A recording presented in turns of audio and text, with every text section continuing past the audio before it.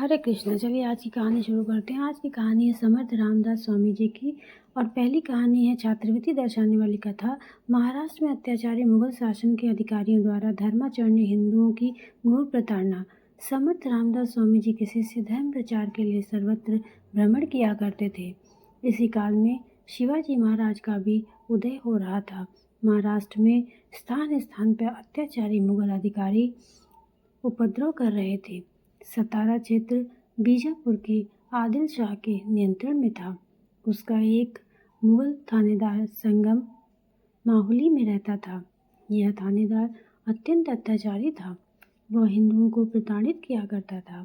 वह सदैव भोले भाले ब्राह्मण, गोसाई, बैरागी, सन्यासियों को अत्यंत पीड़ित करता था। उसने ब्राह्मणों की स्नान संध्या, होम, हवन, यज्ञ, याग सब बंद करवा दिए थे। पुराण वाचन तथा कीर्तन भी उसने बंद करवा दिए थे।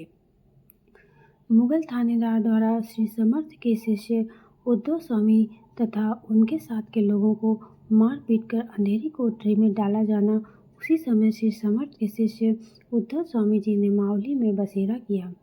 उन्होंने अपनी मंडली सहित स्नान, संध्या, पूजा प्रारंभ की। कृष्णा नदी के घाट पर प्रवचन प्रारंभ किया। थानेदार को इसकी सूचना मिलते ही उसने उद्धव स्वामी जी को पकड़ लिया और बहुत मारा पीटा। उसने स्वामी जी की तथा उनके साथ के 4 लोगों को बंदी बनाकर अंधेरी कोठरी में डाल दिया था। सभी लोग घबरा कर इधर उधर भागने लगे। समर्थ रामदास स्वामी जी का एक शिष्य अवसर मिलते ही वहां से भाग गया। शिष्य पर हुए अन्याय से क्रुद्ध समर्थ रामदास स्वामी जी द्वारा अत्याचारी थानेदार को सबके समक्ष अधमरा होने तक मारा जाना। इसमें इस कथा के अनुसार उस समय श्री समर्थ चाफल गांव में थे। शिष्य भागता हुआ दूसरे दिन सवेरे चाफल पहुंचा। उसने घटना का समाचार श्री समर्थ महाराज जी को सुनाया। समर्थ क्रोध से लाल हो गए। उनकी आंखें आग उगलने लगीं। उन्होंने कल्याण स्वामी से बेत मंगवाई तथा आसन से उठकर चल पड़े। उन्हें कौन रोक सकता था। समर्थ बिना खाए पिए चलते जा रहे थे। सूर्यास्त से 1 घंटा पूर्व वे माहुली पहुंचकर सीधे थानेदार के घर में घुस गए। उस समय थानेदार बैठकर हुक्का पी रहा था। उन्होंने थानेदार की गर्दन पकड़कर उसे खींचा तथा हाथ की छड़ी से अधमरा होने तक बहुत पीटा। समर्थ उसे खींचकर मारते हुए मार्ग पर ले आए। थानेदार की चीखें वातावरण में गूंज रही थीं। थानेदार के सेवक मुंह में उंगलियां दबाए खड़े थे। समर्थ स्वामी जी का उग्र नरसिंह रूप देखकर सभी भयभीत हो गए। थानेदार को छुड़ाने का सामर्थ्य किसी में भी नहीं था। चौथी कथा के अनुसार श्री समर्थ महाराज जी से प्रभावित थानेदार द्वारा उनके चरण पकड़कर क्षमा मांगना तथा कुरान पर हाथ रखकर भविष्य में किसी को भी प्रताड़ित नहीं करने की अथवा अन्याय से किसी का धर्म परिवर्तन नहीं करने की शपथ लेना। इसमें थानेदार के शरीर से रक्त बह रहा था। वह दया की भीख मांगते हुए समर्थ महाराज जी के चरणों पर गिर पड़ा। श्री समर्थ महाराज ने गर्जना की कि अंधेरी कोठरी के बंदियों को प्रथम बाहर निकालो। थानेदार ने अपने नौकरों को आदेश दिया। अंधेरी कोठरी खोली गई। उद्धव स्वामी एवं उनकी मंडली समर्थ के चरणों पर गिर पड़ी।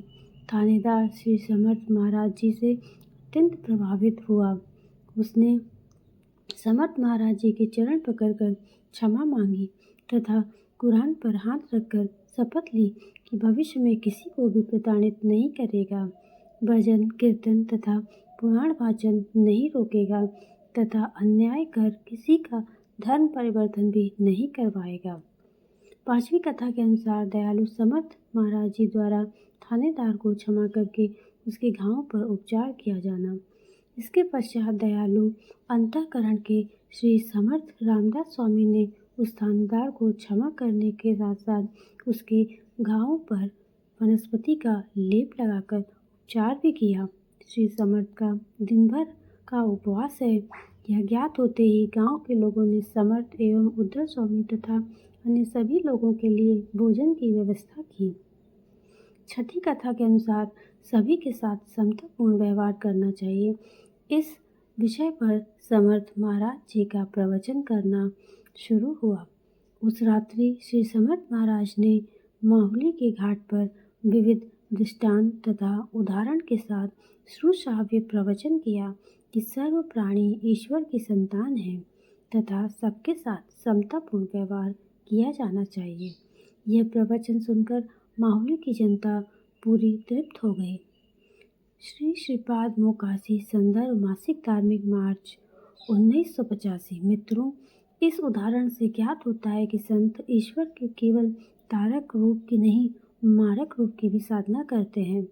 अत्याचार का दयालु संत भी प्रतिकार करते हैं, मूक दर्शक नहीं होते।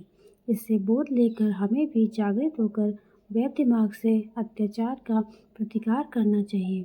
इस कार्य में सहायता मिलने हेतु देवता के तारक तथा मारक दोनों रूप की उपासना करनी आवश्यक होती है। कालानुसार वर्तमान में छात्र धर्म साधना का अधिक महत्व है। तो हमारी कथा यहीं पे समाप्त होती है। मैं आशा करती हूँ आपको ये कथा अच्छी लगी होगी। अगर आपको ये कथा अच्छी लगे तो हमारे चैनल को लाइक करें, शेयर करें, सब्सक्राइब करें और कमेंट बॉक्स में ये भी बताएं कि आगे आपको कौन सी कथा सुनना है। तब तक के लिए हरे कृष्णा, राधे राधे।